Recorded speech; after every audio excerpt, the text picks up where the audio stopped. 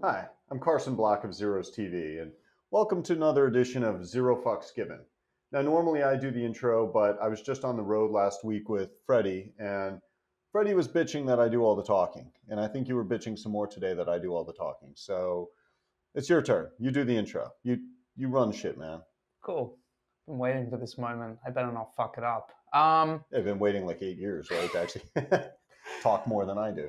True. So, we were out last week. We spoke at a class at UPenn, which was really cool. We discussed topics as broad as what the actual definition of fuck you money is. And then That's true. That was important when, like somebody raised their hand, like, oh, well, what is fuck you money? And like, $1 billion or so. And yeah, that kid was dazzled by that. It's not much lower. And yeah, welcome. and we had to break it to him that there aren't short sellers that are worth $1 billion. Well, there's one. There's one. There won't be another. Fair.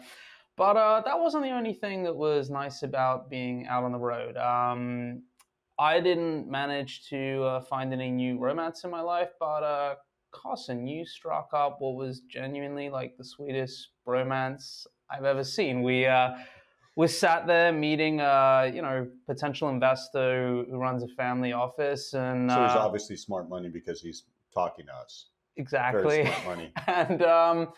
And usually like I have to do some of the small talk, but you just like went straight into the COVID comparison notes. I mean, it was like fluttering eyelids over HEPA filters and CO2 readers and air throughput and all kinds of stuff. It was truly cute. Oh, okay. Well, I'm glad you think that you usually do the small talk, but that's just me letting you feel important because, again, like you're always whining, oh, I feel so left out. I only got to speak 49% of the time.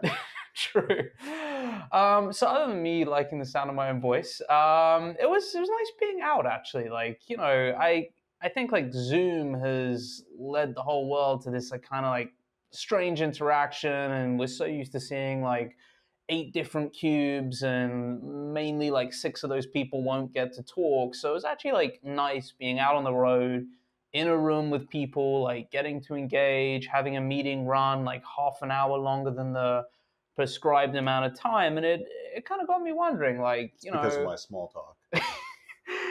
Monologues. But it kind of got me wondering, like, most of the people we met, I think, were in the office like 2 to 3 days a week. And, I felt like we've lost a lot by not being in the office. And I'm kind of hoping we actually get like back into the office and people start doing business travel again. And like, it feels like that's a positive step for humanity. Yeah, I can't endorse the travel aspect. I mean, traveling, my recollection of it pre-COVID is that I felt that it sucked, and I feel like it sucks more now, a little bit post-COVID. I mean, the mask thing where it's just uncomfortable after a few hours on a plane. And I was supposed to go to Vietnam in a couple of weeks and punted that by a month. But I mean, shit, like having to have one of those things on my face for, like 17 hours, it's going to feel like I've got my face in a dirty diaper after all that time. Which I think you can do in Japan at the right clubs. Yeah. You can do it at the right clubs anywhere you live. Fair point. But yeah, so putting aside the travel thing, definitely returning to the office. I think it's so key. It's so key for culture. And it bewilders me when I read these articles about recent college grads or younger Gen Zers who don't want to return to the office, and they're making this like a real sticking point. Just, hey, how the fuck do you think you're going to get mentorship? Like, do you have any ambition to advance at all? And here's the thing, having been through, I'm almost 46. You're almost like, what, 23 or something? Yeah, we'll keep my age a secret for now. Yeah. So having been through the dot-com burst and having watched the first wave of tech outsourcing during the early 2000s, all of these jobs in tech can become commoditized. They do become commoditized unless you move up the value chain. And when you have people who are basically saying like, well, I'm not going to go in the office. I'm just going to sit at home and code, and I'm going to have this job forever. My reaction is, no, you're not. Like some dude in India is going to do it for a fraction of the price you do when the technology adapts a little bit and it becomes more ubiquitous. So you need to be in the office, you need to be inculcated with the company culture, and that's good for the company. Politically, you need that if you want to advance, and you want to advance because, especially in tech, man, those skills, those do not age like wine, not at all.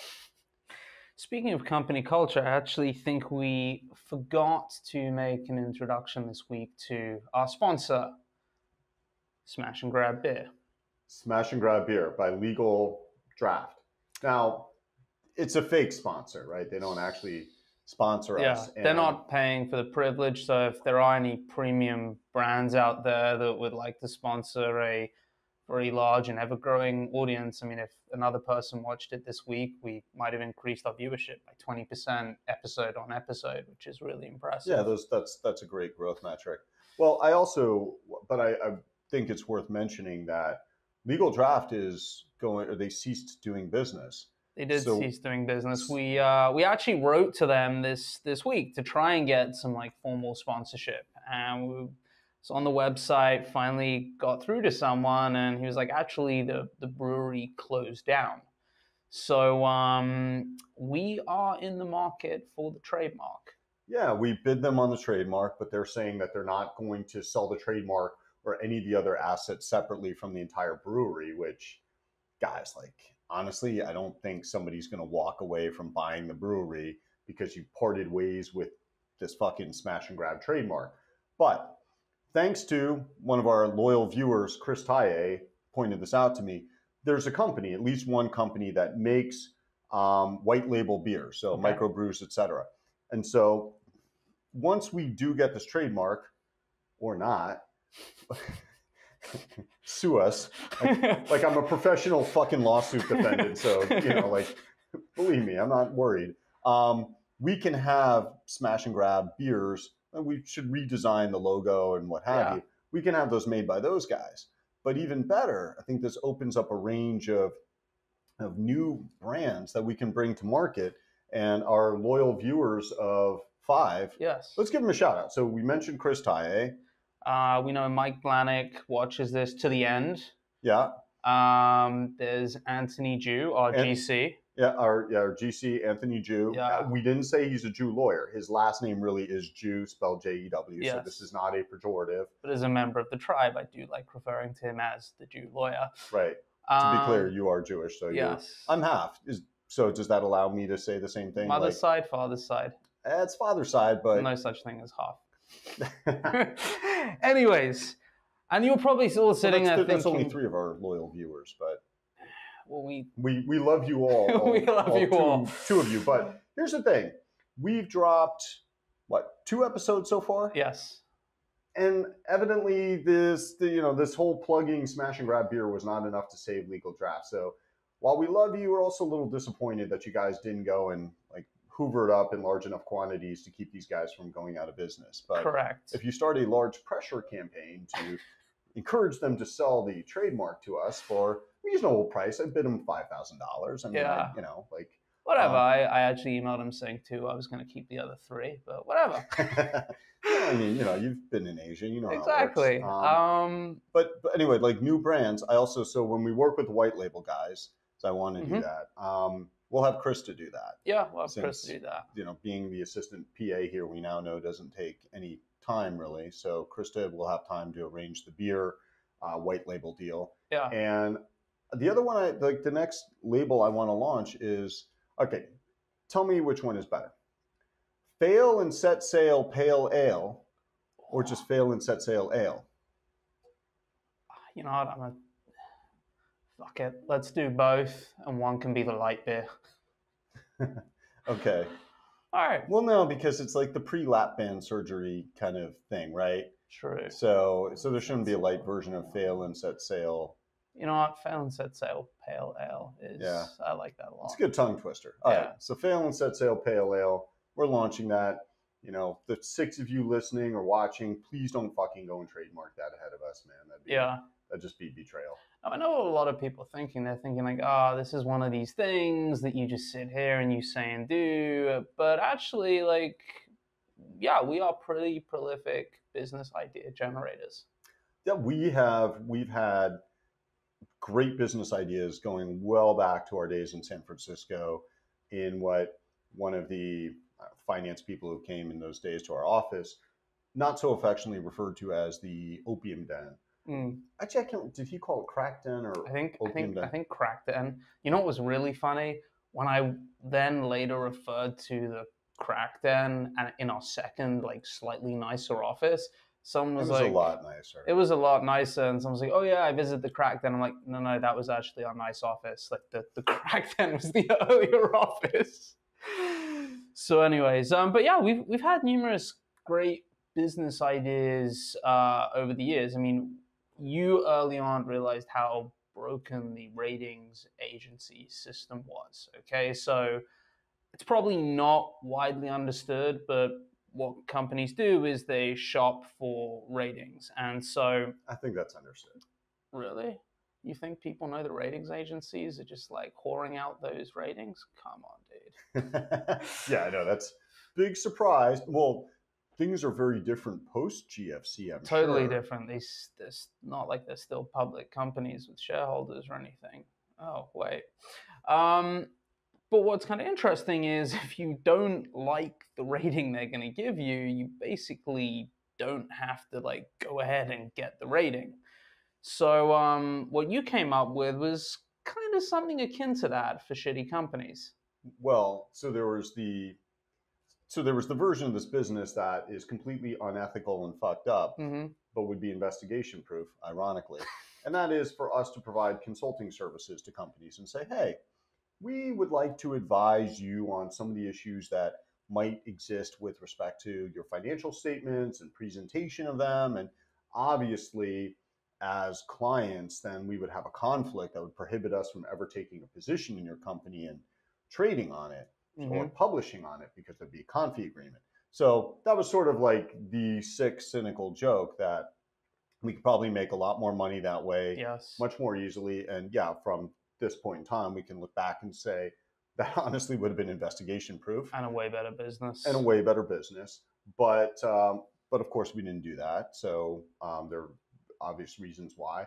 But we did start to wonder, especially at the time that Kroll announced it was going to start doing bond ratings, and we're thinking like, the fuck do those guys know besides everything that they pulled out of my trash can over the years when clients had hired them to go through it?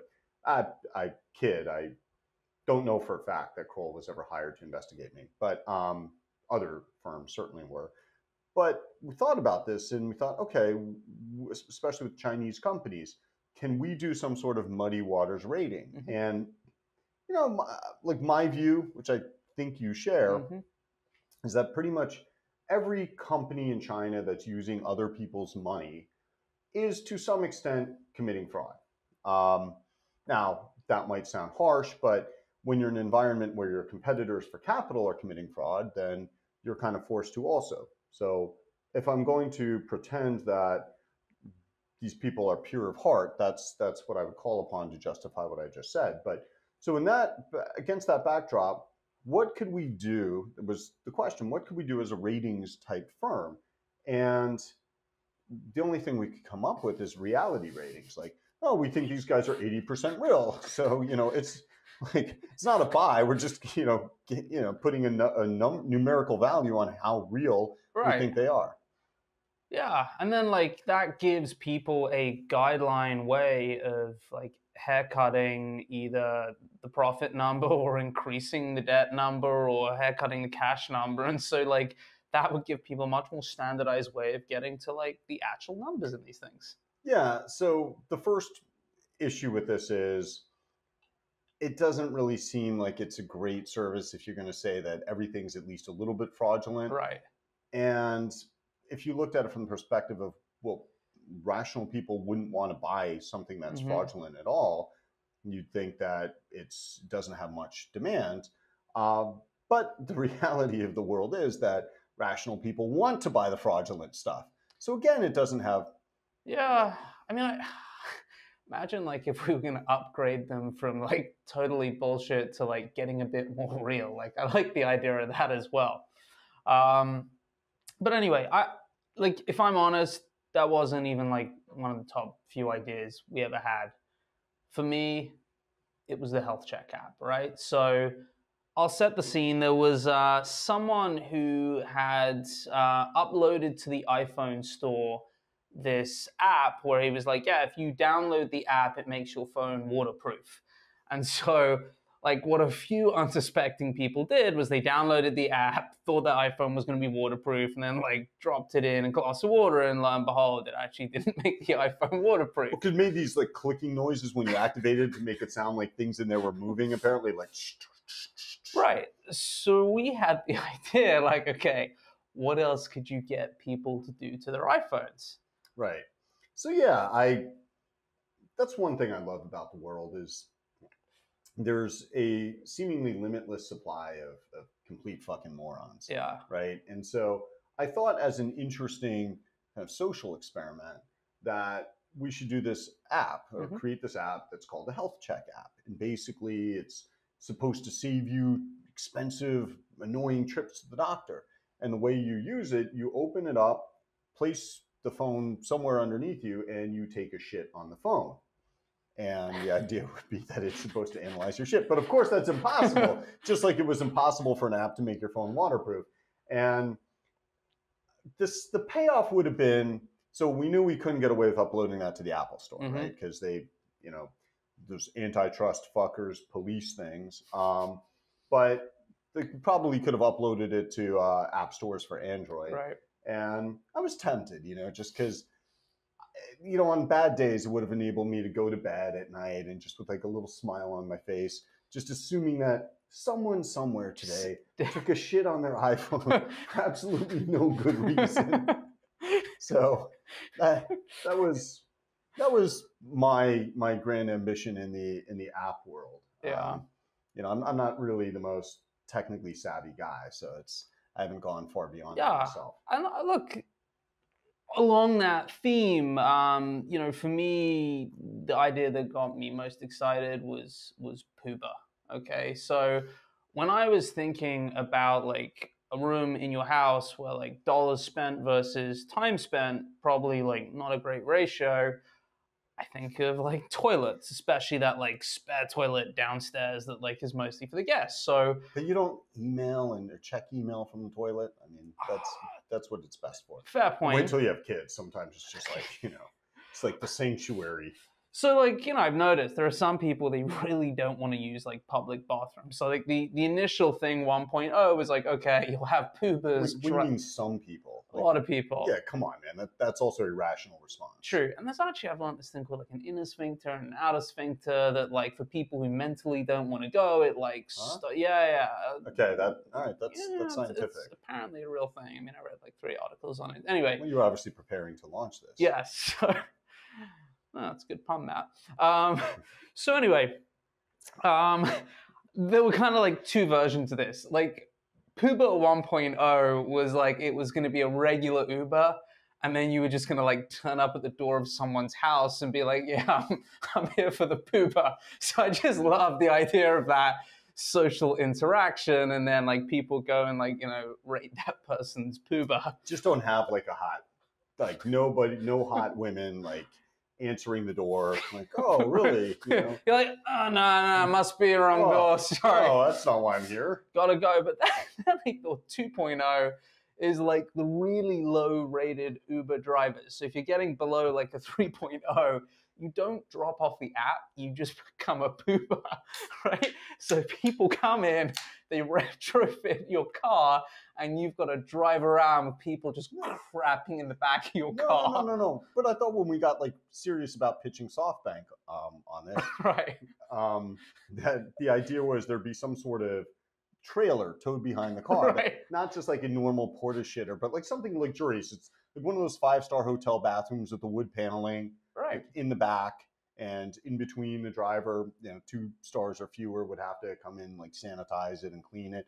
But yeah, just a better way of doing it, especially if you had to get from A to B, right? So look, Masa, if you're watching, we're still in the market. The TAM's huge. You know, we've thought about several iterations of this, and we're ready for an infusion of anywhere between like, I don't know, how much did they lose on that North Star stuff? So $7 billion. So anywhere between 1 and 7 billion, we think we could start scaling this.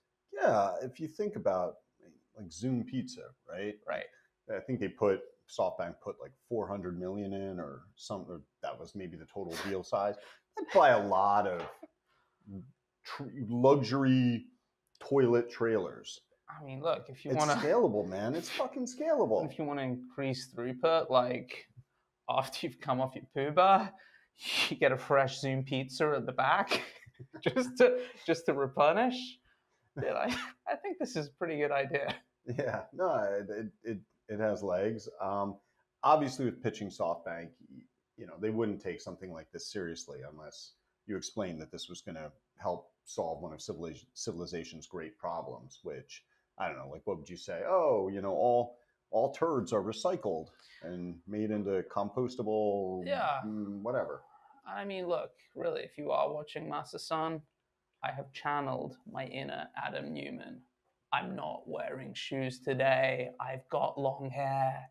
Give us your fucking money. There you go. All right. Well, okay, so speaking of people who really are saving humanity from itself, Elon Musk, if we have to turn to the markets here. So Elon went long Twitter. He became a 9% shareholder. Non-activist shareholder.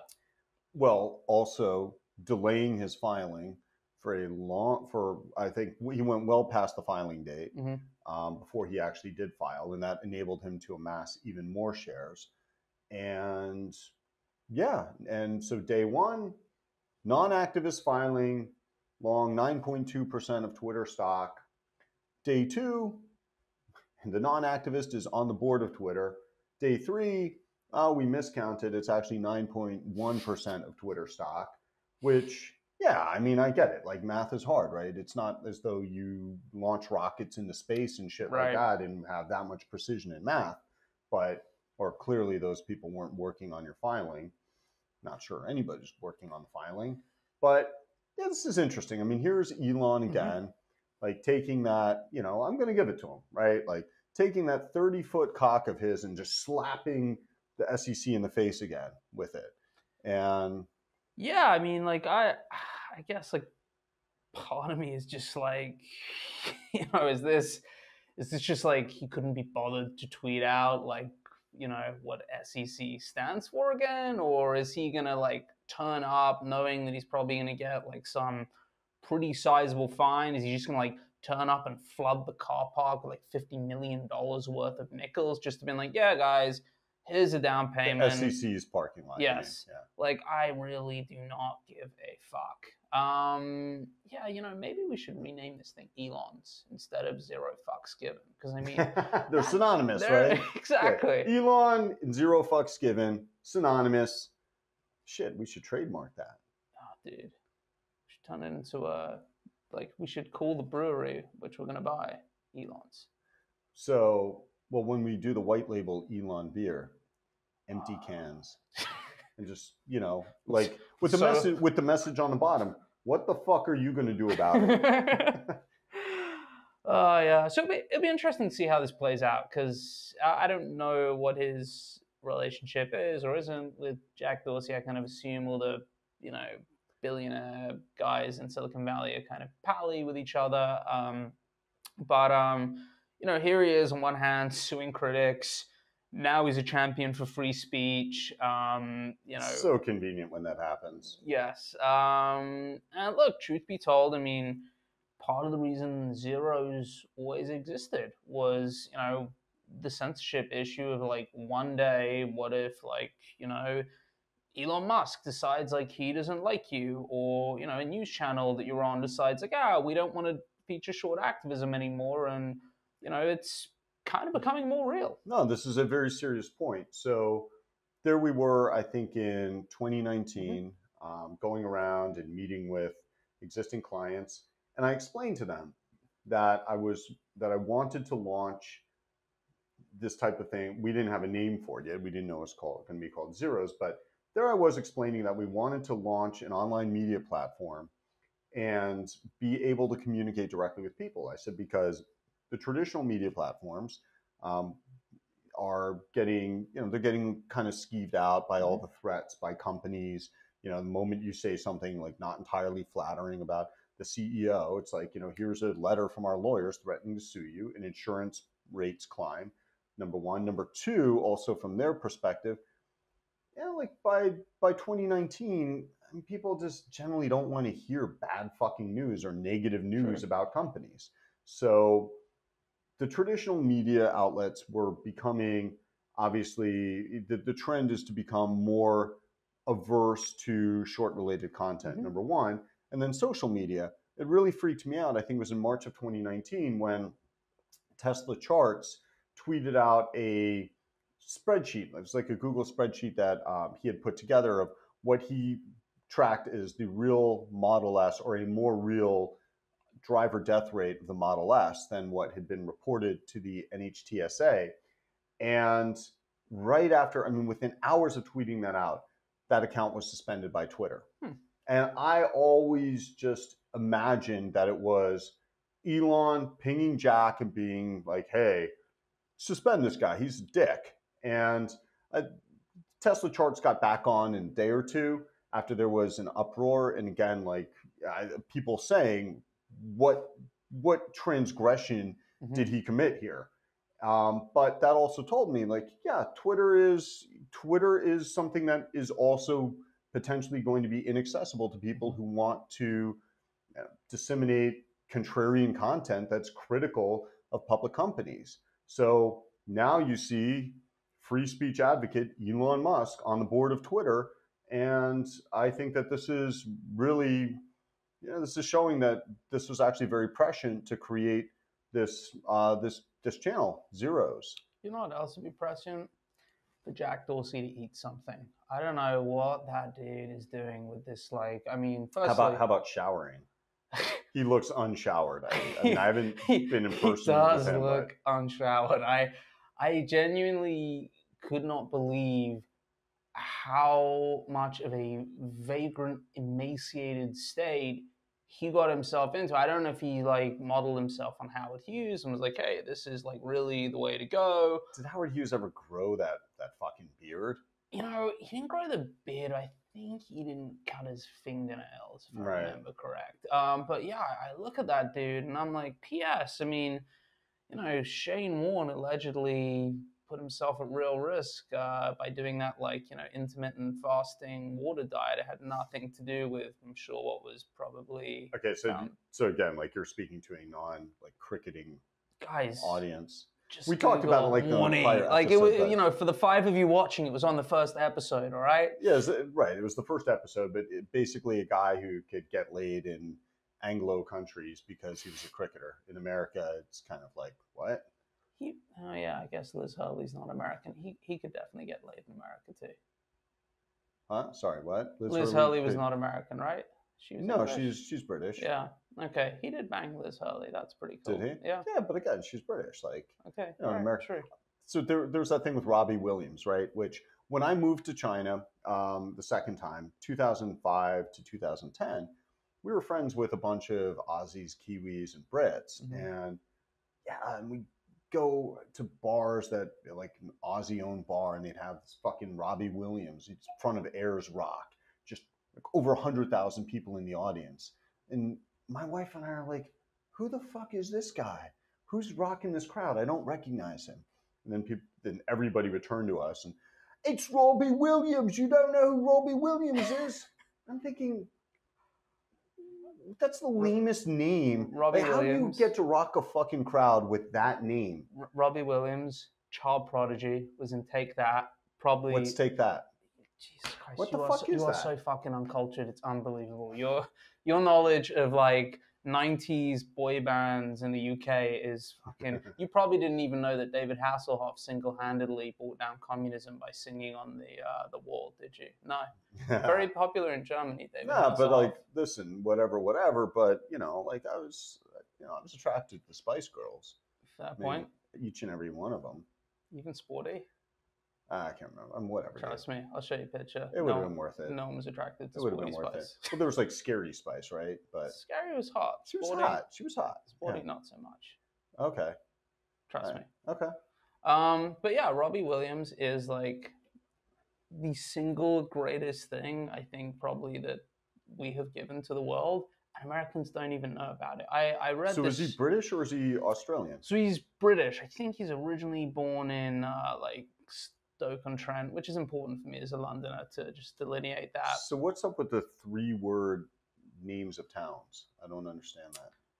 You know, I think on Trent, I think a Trent is a river, if I'm correct, or some sort of body on water. So it's like the town on the Trent. So when Elon buys England, he could name a place like Sucks Elon's Cock, right? Yes. Okay, it wouldn't be that unusual. Exactly. For Elon or for or for us. English. Yeah. I mean, the Russians basically did it. So yeah. So anyway, Robbie Williams. Back to him not being like prominent amongst Americans. I read the story, like similar thing about him, like being in LA when he was in his like mid-20s. He takes this girl out for dinner. He turns up in like a nice car, and kind of halfway through, like he's like, "Yeah, why don't we go back to mine?" She's like, "Great." And so I did this also. Yeah. Like, but it's my grandparents' Lexus coupe in their house, and they were out of town. So, okay. But but the girls saw through it right away. They're like, "Nah, that's not yours." Right. So anyway, this girl comes back to his, and she's like, "So, like, what do you really do?" He's like, "No, I'm a pop star." And she's like, "Sure you are. Like, I've basically never heard of you. Like, what are you, a businessman or something?" And he's in his like $10 million mansion. She's like, "No, I am a pop star." She's like, "Okay, well," he's like, "You really don't believe me?" She's like, "No." She's like, "You never heard of me?" "No." So he sticks a DVD in of him at Nebworth with like 500,000 people. And she's like, "Oh," and he just like gets up on stage, takes the mic, and just has everyone sing Angels to him. So if you are listening, What's Angels? Dude, you're a fucking lost cause. Forget it. Again, like what a horrible fucking name for a pop star. Like if he had a real name, he would have been a big pop star in America, and he would have gotten laid a lot more easily without the skepticism in America. Like he wouldn't have had to have like just brought one woman back to his place. Like Dude, he literally has one song. I mean, he's made like hundreds of millions of dollars off just like one song. Okay, all right. So there's something like to what I'm saying, right? Okay, so he was a one-hit wonder. Yeah, but it was the greatest hit ever of all time. Well, I guarantee you, if I got crack on the American top 1,000 aeroplane going from England to anywhere and just stood up and started singing Angels, you could have the whole airplane singing. Yeah, what's popular on airplanes isn't really a great proxy. When we resumed flying in July, right? So I flew JetBlue from San Francisco to New York. Like, shit you not, it's fine. Like, you be you, whatever makes you happy. I have no problem. But of the, say, I don't know, I feel like there were 30, I think there were 30 movies approximately that I could choose from. Let's say 6 of them were trans content. Like Dave Chappelle? No, it's like, the parents of a young trans boy exploring his gender identity and, trans. It was like, wow, this is, I think, disproportionately large. So my point being, if you're saying there's an airplane test, like, based on that JetBlue experience, I don't know that what you have on an airplane that passes for entertainment is necessarily representative of the broader population. Well, they got to balance it out because airplanes, by their very design, are very phallic. So they just need to balance it out. Yeah, but I think a lot of all right, that's another topic for another time. When we're up to 10 viewers, we can. The fallacy of airplanes. Okay. No, I mean, we could go where I was going with that joke that formed in my mind that I couldn't help it. Like it just, but anyway, we'll do that when we're up to 10 viewers. Cool. So, short selling this week. We didn't put anything out, but some other people did. Yeah. Hindenburg came out with a report, and that was the same day that Spruce Point came out with a report on Stryker Medical, which was $100 billion market cap. So we don't really have any comments on either. We didn't read either report, but we're just going to show you this meme here that was posted by somebody else, no idea who, and no comments on it. And if you're listening to this instead of watching the video version, well, this is what you miss out on, this great visual entertainment here. So Pause. All right, Resume. resume. Yes. That's not the only thing that happened in hedge fund world this week.